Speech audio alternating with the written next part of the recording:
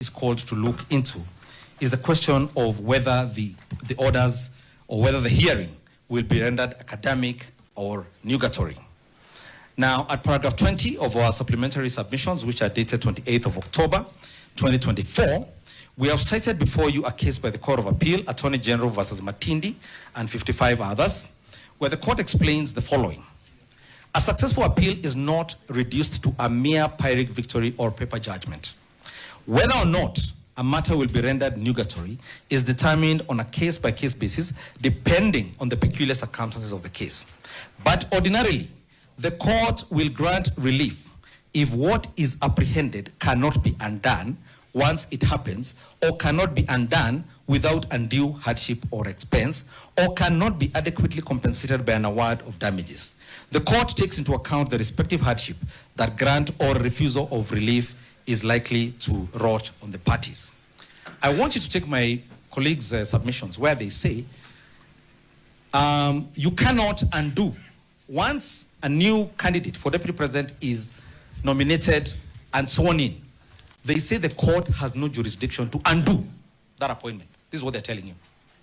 You cannot undo a deputy presidential nominee who has been sworn in and has taken office. This is what they're telling you. At any length, they tell you, this is a political question, don't even look at it. That's why they began. Don't even look at this. The president knew what he was doing, take him at his word and at his actions. So that's one side of the balance of the scale. On the other, you have a sitting deputy president who is before a court of law as he ought to be. If, in the unlikely event, his petition were to fail, all he does is go back home and we swear in the new one once the petition is dismissed. But conversely, if you swear in a new deputy president, you kick in motion a whole series of events, including a president, a deputy president, who is now exercising constitutional mandate, who is chairing cabinet committees, that may ultimately be found to have acted outside the Constitution of Kenya. The balance lies in granting conservatory orders so that we can do this in a civil manner. What former Supreme Court judge of the Supreme Court of Kenya, Justice Ojwang, used to call a pacific resolution of the dispute. As I said, the Constitution has given ample time for all of us to interrogate these questions. 60 days is the magic figure the Constitution gave us. Let's not be in a rush to undo the timelines given to us by the Constitution. And finally, the decision of, I believe, Gachagua Munya, the question of the public funds that are expended, swearing in a new deputy president, getting him a whole fleet of cars and workers, and the trappings of power, and as is the custom, perhaps even doing the road to his village home, all these sort of things. So let's hold our hands until we can determine whether the process that led us to this day was done constitutionally. That is the Peter Gachagua Munya decision. My lords and your ladyship, the decision you make in this matter will echo in eternity. It will be a turning point as to whether we continue being a constitutional democracy or a dictatorship and an autocracy. I beseech you, do not let us go down the path of autocracy and dictatorship. Thank you for the privilege of your attention and your time. Unless you have any questions for me, I'll hand over to one of my colleagues. Thank you. Thank you.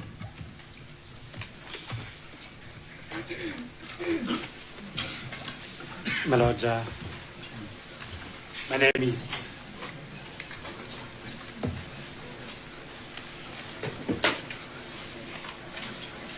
my Lord, my name is Kibe Mungai.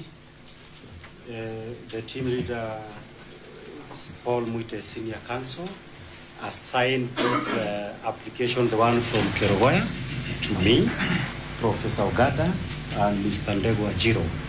As I had already indicated to the court, and with the benefit of the submissions from my learned colleagues, we shall try to do our business within an hour. So I'll start first, followed by Mr. Ogada, and then Mr. Ndegwa, for purposes of presenting that application. My Lord, let me start by thanking the court for the decisions that it rendered on last Friday on the questions of directions that it gave for the hearing of the petitions that are before the court. My Lord, I confirm that the process of amending the various petitions is ongoing and will be filed in accordance with the timelines fixed by the court.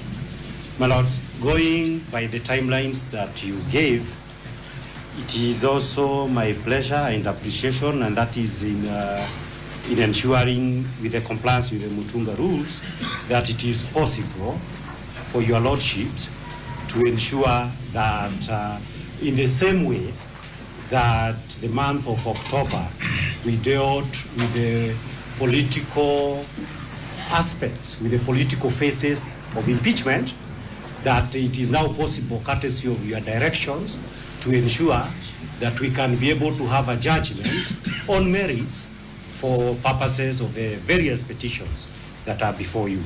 That it would be an absolutely important issue for this court to remember, because it is being made as if it will not giving due process and ensuring substantive hearing of this matter, that we shall be here until forever. My Lord, all these businesses can actually be concluded within the month of November.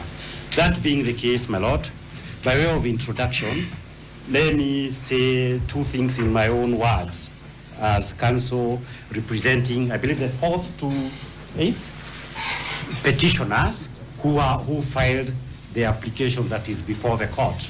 The date of your application? Yes, my Lord, that is exactly the issue. 18th, my Lord. The application was filed on the 18th of October.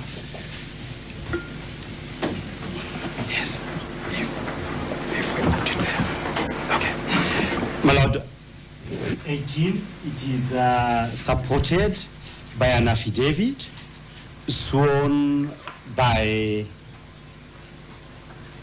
Honorable David Munyi Mathenge on the same date. My Lord, for purposes of the documents, let me start there. We have filed submissions.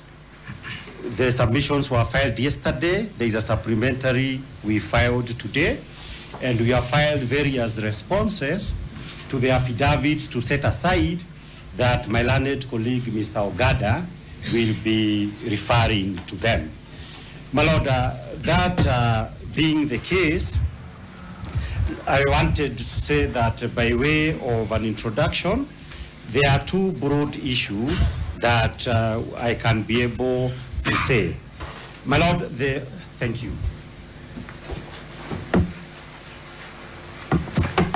Yes. My Lord, the first issue is that the petitioners moved the court in, petitioners applicants, moved the court in Kerugoya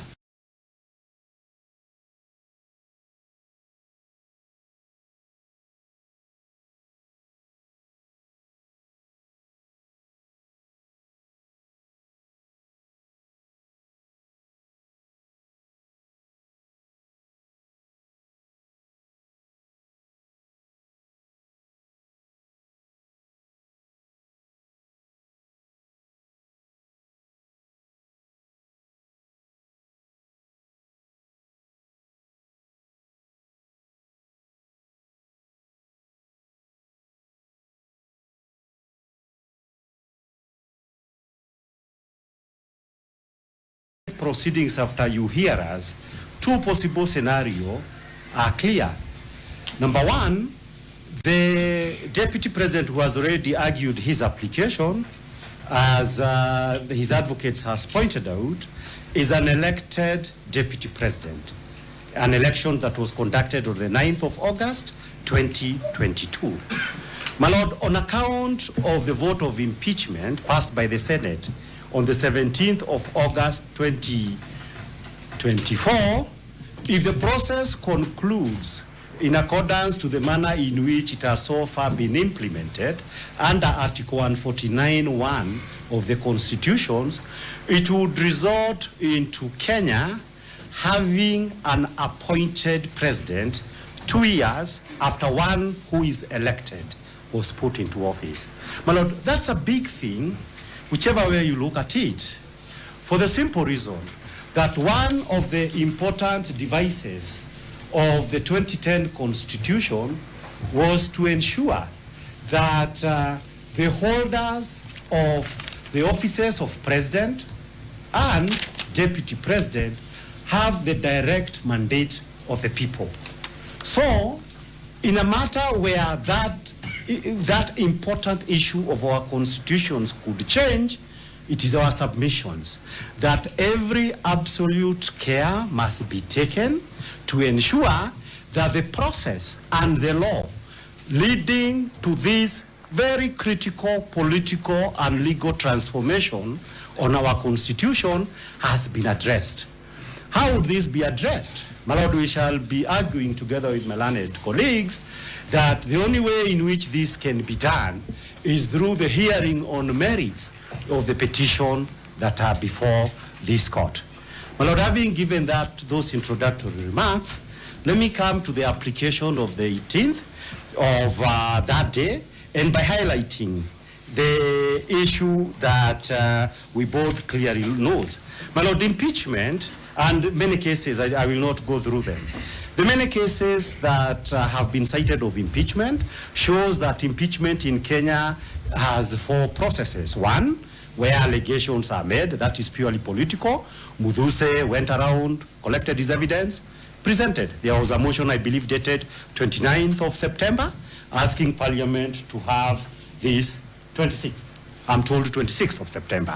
That's the stage 1 of the political process. Stage 2 of the political process is the stage where the National Assembly approves by a vote of 2/3 of all the members to allow to reject the impeachment motion. My Lord, that was done. There are various issues that have been raised in the majority of the petitions that will be argued in the fullness of time that shows the significant problems when this matter was at the parliamentary level. Topmost of them being the impartiality of the Speaker and the Deputy, together with the manner in which public participation was handled. Stage 3, my lords, is the stage of the Senate. The law clearly talks about what the Senate should do, how the voting should be done, and again, there is evidence. My learned colleague, Mr. Ongoya, and Honorable Muite, they pointed out at the significant problems that we had there. I am most interested, my Lord, in the 4th phase. The 4th phase of impeachment, as it has now been established in our jurisprudence, is where these courts seeks to establish whether there was compliance with substantive law and procedural law by the political organs upon which the mandate of impeachment has been entrusted upon by the Constitution, other laws, and the respective standing orders. Again, my lords, that phase that where the court is supposed to deal with this issue, it is our submissions that this is the stage that this honorable court must ensure, because it is the court that all aspects and proceedings are dealt with in a manner that we all had, and I'm happy for the time that the court has agreed to allocate us, so that the court with sober minds can be able to decide, have the laws of our countries been upheld or not. My Lord, there are clear guidelines that have been set out by our constitutions for purposes of doing that. And my Lord, because we are here because of an applications for conservatory orders, under Article 159 of the Constitutions, this court has an express duty that in exercising the delegated judicial power of the people of Kenya, it is required, the certain guidelines have been given by the Constitution under Article 159, that is besides other provisions of the Constitutions. And one of the most important one is that that the court will do substantive justice. Substantive justice is an important issue, And it has specific meaning through the very many decisions that have been rendered over time by the courts of this country. And the clear meaning in plain English, because it is important we understood in plain English. In plain English, it means a very simple things. That, for example, my lords, if we have a case over a goat, Mr. X and Mr. Y have a case over a goat, this goat should remain alive and should so that at the end of the decision, the court can decide whether it belongs to Mr. X or Mr. Y. That is a very simple meaning of substantive justice. So that, my lord, substantive justice, therefore, conservatory orders, is a mechanism that our laws preserves the goat. Our laws preserves the subject matter of the case.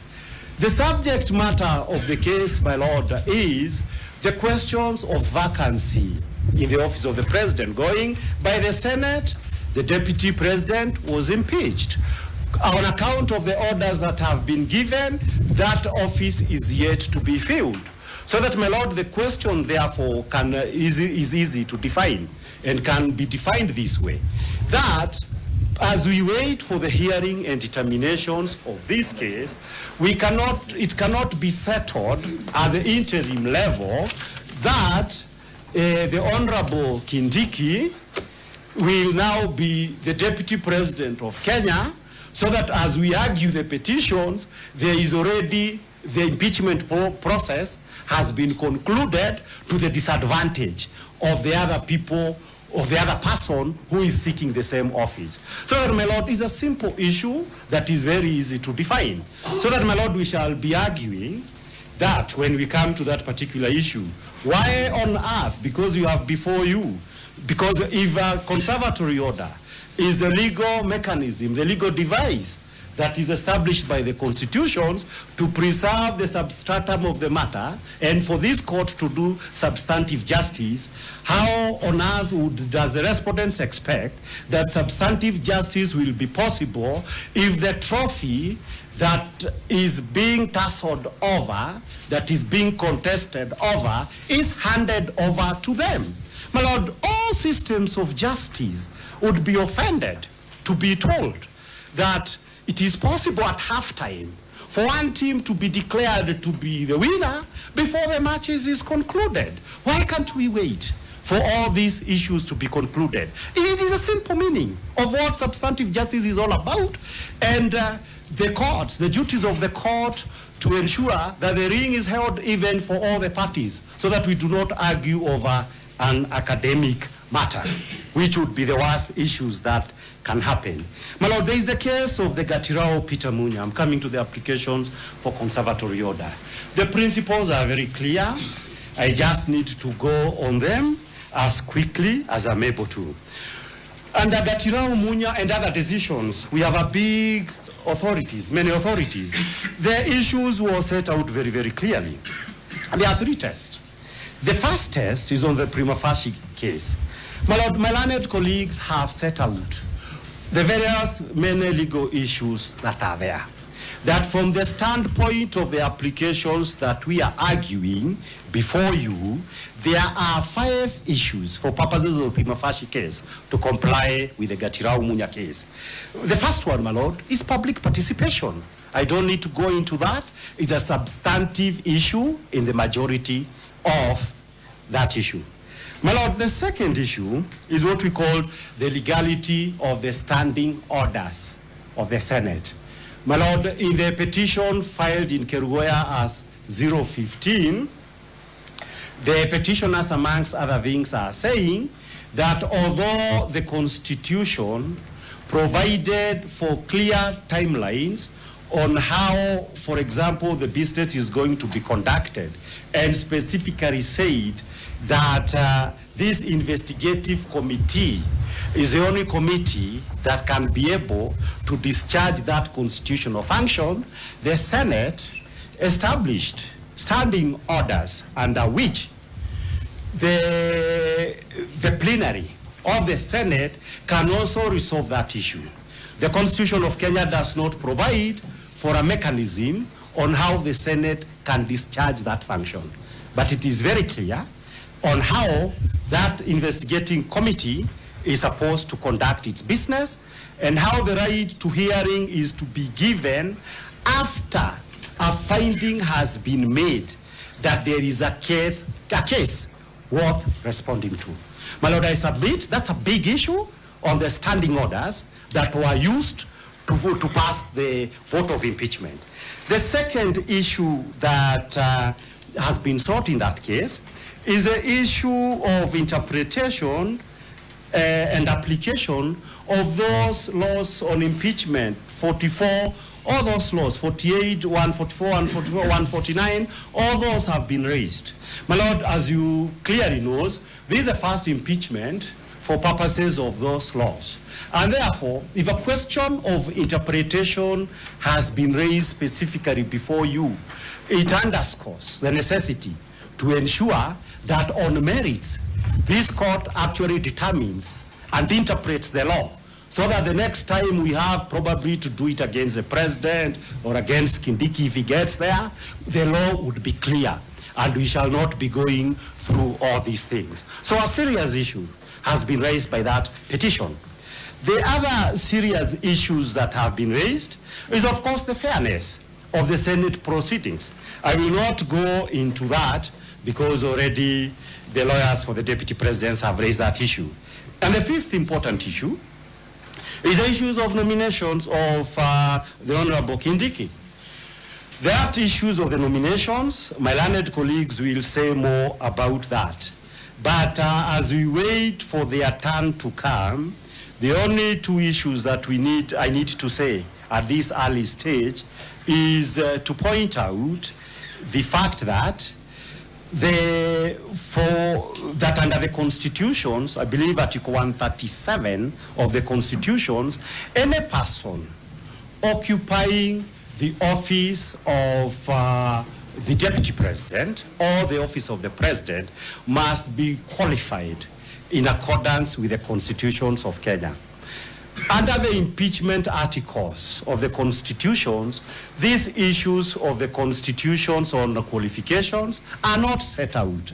So that because they are not set out, it is an assumption that when reading the constitution holistically, this court will go to those other specific provisions of the constitutions where the issues of qualifications are set out. My lords, those issues of qualifications are many. One, and the body under the constitution, my learned colleague Mr. Ndego will say more about it, is that the IEBC confirms whether any person has those qualifications or not. I don't think that is a contested issue.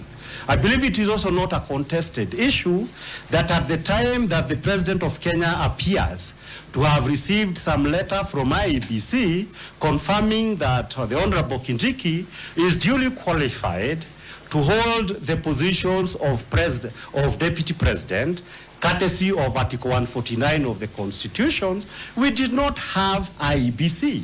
Of course, various arguments can be taken by the parties that are before you. Those arguments cannot be concluded.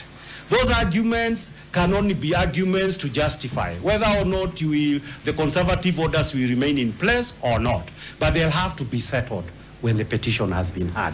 The second important issue on the aspect of the nomination of Kindiki that I need to point out is this, that even assuming the president did the right thing and everything else that he was doing, this court should be concerned by the fact that whilst the case was still going on before the Senate, the National Assembly scheduled a meeting by the National Assembly, which under Article 149 has 60 days, a meeting to occur the following day, within about 7 hours after the vote of the Senate. Why should this concern the court? It should concern the court for the simple reason that under Articles 10 and 118 of the Constitutions, Parliament cannot pass a law or make important decision like approval of the Honorable Kindiki without engaging in public participation. The cases are so many for me to cite them. The jurisprudence is so clear for it to be disputed. So that, my lord, the argument that we shall be putting on the issue of the nominations, on the face of it, unless this honorable court is able to say that at this stage, that public participation does not apply to the nomination and approval by parliament, then, my lord, it is clear that this is the kind of case in which you are duty-bound to confirm the conservatory orders until this petition is heard and determined. Because the precondition would have to say, we have excluded this process from public participation. You would have to resolve the main issue, one of the main issues, at this stage before the petition has been heard. That would obviously be irregular. Now, none of us expect it to happen. I still wonder how the respondents would expect for them to get such kind of an order. I go to the second test, and this is the test of whether those orders will be rendered negatory. My lords, again, I will not use the word no-brainer, but my lord, this is not a difficult argument to be able to resolve, and I believe I had a little bit say something about it. But my lord, the whole argument would be this, that if the whole argument, and that has been our case since we first came here last Tuesday, that we cannot, my lord, be able to have a situation in which the petitioners are saying the constitutions of Kenya has been systematically violated, and that all these obsessions with the application to set aside the conservatory orders that are in place are meant to complete the violations of the constitutions. My lord, under the constitutions, your first duty is to defend the constitution. That duty is particularly greater for the simple reason, it's called Meduse. The MP, Metuse, that one. When the mover of the motion had that duty under the constitutions, President of Kenya had that duty when conducting, making appointment under 149. National Assembly had that duty, and the Senate. But my lord, you are saying in those 5 instances, the constitution has been violated. And because, my lord, the constitution has been violated by individual state officers who are under a duty to uphold the constitution, then the duty of this court to ensure that we do not turn this constitution into a mere platitudes, into a hollow documents, a false prospectus, is all the more greater. And it is for those reasons, my lord, that I would be saying that everything would become nugatory when they can be able to say, mission accomplished. They can go one day after the ruling. They can go to Uhuru Park or whichever other place for them to say, we are swearing Kindiki. That would be a mockery of justice. But there is a greater mockery of justice that I would want to point out. Because this thing, and to break it down for the people, every order, in the normal litigations we do with every day, and you say somebody's rights are going to be violated. If somebody is saying I should not be hanged, I was not convicted properly by the High Court, if, my lord, that person is hanged before he has been heard by the Court of Appeal, clearly it would mean that the process of justice had not been completed, yet we have hanged the guy. My lord, in America, they keep on hanging people. Many of them terrible criminals, mass killers. But, my lord, you will observe that at the time when we see these televised killings in America, it is always after they have exhausted judicial process. So that they are sure that process that are irreversible take place after every legal benefit and protection has been accorded. One of those that is important, my lord, is captured under Article 27 of the Constitutions, the right to protection of law. So that the issue, as long as I'm in court, the matter is not yet over.